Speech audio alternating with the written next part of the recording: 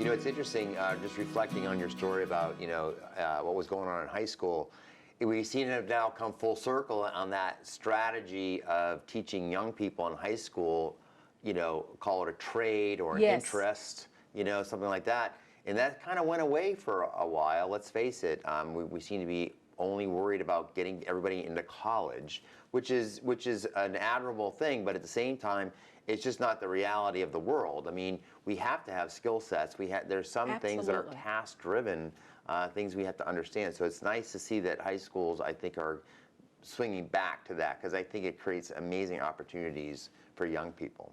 Yeah, because you're 17, 18 years old. You may not know what you want to do Right. yet, but exposure to such programs, I think will help. Yeah. I think it helps to make a difference with what you want to do. I I agree. knew that at that time, my goal was not directly in food service. It was in clinical nutrition. Right. But it was because of that ability to work in a program like that in high school that actually did lead me later on in years.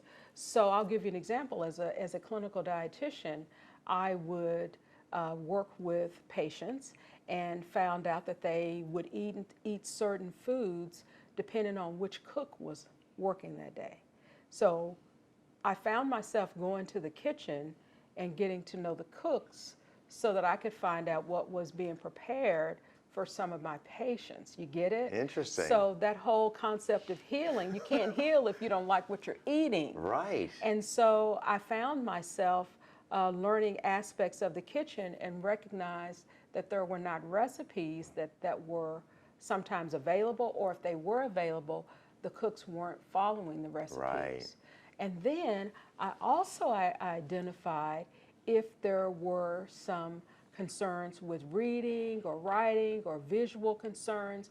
Maybe the team member needed glasses.